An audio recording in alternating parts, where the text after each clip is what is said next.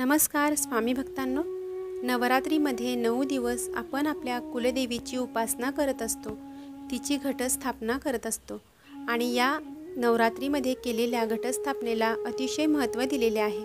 तर यंदाच्या म्हणजेच 2024च्या घटस्थापनेचे घट कधी हलवावे, घटाला नैवेद्य काय बनवायचा आहे आणि आपण उपवास जर केला असेल 9 दिवसांचा किंवा उठता बसता उपवास केला असेल तर तो कधी सोडायचा आहे आणि आपण ज्या वेळेला सप्तमीला किंवा पंचमीला कडाकणीची माळ बांधतो त्यासोबत आपण आणखीन काय बांधायचे आहे आणि देवघरातील पानावर बसवलेल्या देवांना कधी हलवावे, त्याचप्रमाणे अखंड दिवा कधी उचलावा आणि कोणत्या चुका आहेत त्या आपल्याला टाळायच्या आहेत याची संपूर्ण माहिती या व्हिडिओमध्ये आपण पाहणार आहोत। त्यामुळे व्हिडिओ कुठेही स्किप न करता शेवटपर्यंत पहा, जेणेकरून सर्व काही महत्त्वाची माहिती तुमच्यापर्यंत पोहोचेल। आणि माहिती जर तुम्हाला आवडली असेल तर व्हिडिओला लाईक करा आणि चॅनलवरती जर नवीन असाल तर चॅनलला सबस्क्राईब करायला विसरू नका। तर सर्वात प्रथम आपण घट कधी उचलावे हे थोडक्यात पाहूयात। तर 3 ऑक्टोबरला घटस्थापना झालेली आहे आणि खंडेनवमी म्हणजेच विजयादशमी दसरा 12 ऑक्टोबर 2024ला येत आहे। त्या दिवशी आपल्याला घट उचलायचे असतात, परंतु काही ठिकाणी महानवमीला म्हणजेच 9व्या दिवशी घटस्थापनेच्या 9व्या दिवशी घट उचलले जातात।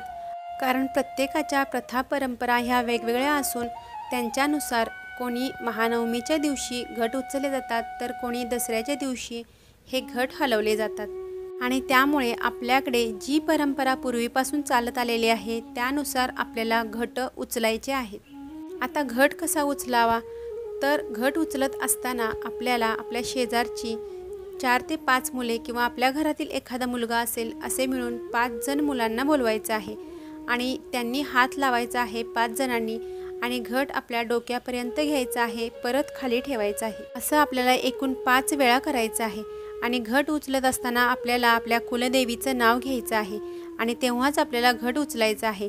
नंतर घट उचलून झाल्यानंतर आपल्याला घटावरील जे काही आपलं धान्य उगवलेलं आहे ते थोडंसं काढायचं आहे आणि आपल्या देवांना कुलदेवांना आपल्याला ते अर्पण करायचं आहे। आणि बऱ्याच ठिकाणी अशी सुद्धा प्रथा आहे की त्याचं धान्य काढून स्त्रियांच्या केसांमध्ये सुद्धा लावले जाते।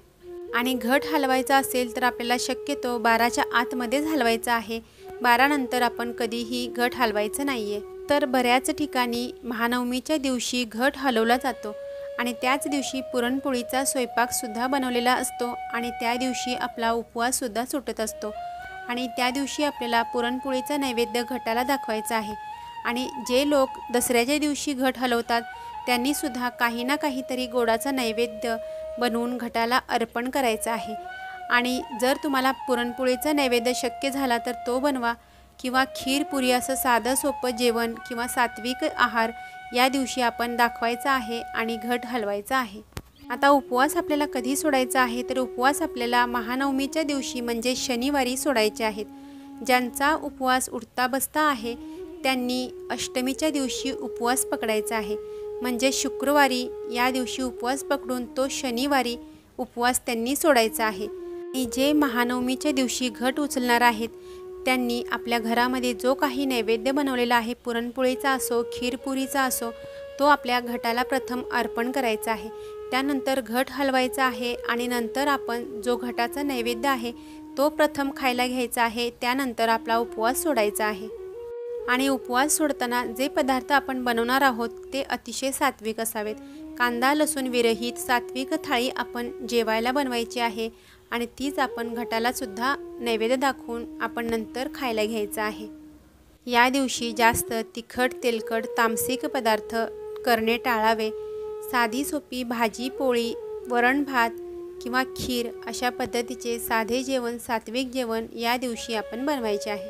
आता आपण नवरात्रीमध्ये 9 माळा देवीला अर्पण करत असतो, त्यामध्ये कडाकणीची माळ ही अवश्य बांधली जाते आणि याला खूप महत्त्व दिलेलं आहे। काही ठिकाणी 5व्या माळेला बांधली जाते तर काही ठिकाणी सप्तमीला ही कडाकण्याची माळ बांधली जाते। तर कोणत्याही दिवशी तुमच्याकडे जी परंपरा असेल त्या दिवशी तुम्ही बांधू शकता, काही ठिकाणी नवमीला सुद्धा बांधली जाते। आता या कडाकण्याच्या माळीसोबत आपल्याला देवीला सौभाग्यालंकार सुद्धा बनवायचे आहेत आणि ते आपल्याला एक पिठाचा गोळा तयार करायचा आहे, ताजं पीठ असावं आणि त्या पिठामध्ये आपल्याला 5 अलंकार बनवायचे आहेत। त्यामध्ये आपण फणी बनवू शकतो, अंगठी बनवू शकतो, नथ बनवू शकतो, देवीसाठी बांगड्या बनवू शकतो आणि जोडवी आणि वेणीसुद्धा आपण बनवू शकतो। तर अशा पद्धतीने 5 सौभाग्यालंकार आपल्याला बनवायचे आहेत पिठापासून आणि ते कडकण्याच्या माळीमध्ये दोऱ्यामध्ये ओवून ती माळ आपल्याला घटाला घालायची आहे। आणि ही कडकण्याची माळ आपली कुलदेवीचं जिथे मंदिर आहे आपल्या गावामध्ये किंवा आपल्या शहरामध्ये कुलदेवी जी असेल त्या मंदिरामध्ये तिथे जाऊन ही कडकण्याची माळ देण्याची प्रथा सुद्धा आहे। आता सर्वात महत्त्वाचा प्रश्न म्हणजे देव कधी हलवायचे। तर जर आपण घट नवमीला हलवले असतील तर देव मात्र आपल्याला दसऱ्याच्या दिवशीच हलवायचे असतात। कारण बरेच जण देव पानावर ठेवतात आणि देव घटी बसवतात, परंतु हे देव आपल्याला दसऱ्याच्या दिवशी हलवायचे आहेत। त्यांना पानावरून उचलायचे आहे आणि स्वच्छ धुवून त्यांना स्नान घालायचं आहे। दसऱ्याच्याच दिवशी आपल्याला हे काम करायचं आहे। त्यांना स्वच्छ आंघोळ वगैरे झाल्यानंतर त्यांची नंतर पूजा करायची आहे। आणि ज्या पानावरती आपण देव ठेवलेले होते ती पानेसुद्धा आपल्याला साईडला काढून निर्माल्यामध्ये टाकण्यासाठी ठेवायची आहेत। आता जे खंडे नवमीच्या म्हणजेच दसऱ्याच्या दिवशी घट हलवणार आहेत त्यांनी घटसुद्धा याच दिवशी हलवायचं आहे आणि देवांनासुद्धा याच दिवशी हलवून त्यांची पूजासुद्धा करायची आहे।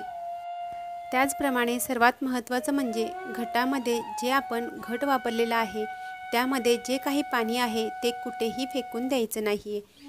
ते पाणी आपल्या घरामध्ये सगळीकडे शिंपडायचं आहे। कारण आपण कुलदेवीची स्थापना 9 दिवस या घटावरती केलेली असते आणि तिचा आशीर्वाद म्हणून आपल्याला हे पाणी आपल्या घरामध्ये सगळीकडे शिंपडून घ्यायचं आहे। राहिलेलं पाणी आपल्याला कुंडीमध्ये टाकायचं आहे।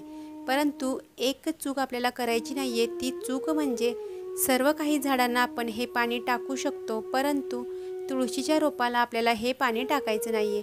ही चूक मात्र आपल्याला करायची नाही आहे।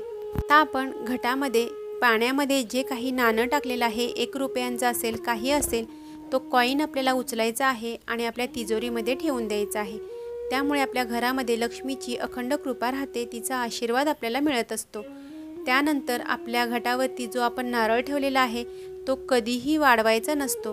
काही ठिकाणी बऱ्याच ठिकाणी घटावरचा नारळ त्याच दिवशी वाढवला जातो, परंतु ही चूक आहे। आपण कुलदेवीची स्थापना 9 दिवस केलेली आहे आणि आपण तिचा तो नारळ वाढवण्यापेक्षा तो आपण निर्माल्यामध्ये किंवा वाहत्या पाण्यामध्ये सोडून दिला तर अतिशय उत्तम। आणि आपल्याकडे जर मोठी बाग असेल तर तो बागेमध्ये शेतामध्ये सुद्धा पुरला तरीही चालणार आहे, परंतु कुलदेवीचा नारळ आपण कधीही वाढवून खाऊ नये।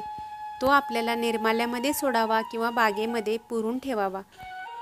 त्याचप्रमाणे घटस्थापनेमध्ये वापरलेली टोपली असेल किंवा पत्रावळी असेल, फुलांच्या माळा असतील आणि बाकीचे इतर साहित्य असेल, घट असेल, तर हे सर्व साहित्य आपल्याला निर्माल्यामध्ये वाहत्या पाण्यामध्ये सोडायचं आहे। आता ज्या वेळेला आपण घट हलवतो त्यावेळेला अखंड दिव्यामध्ये जर आपल्या तेल किंवा तुपाचा दिवा असेल तर ते शिल्लक राहिलं असेल तर तो दिवा तसाच राहतो।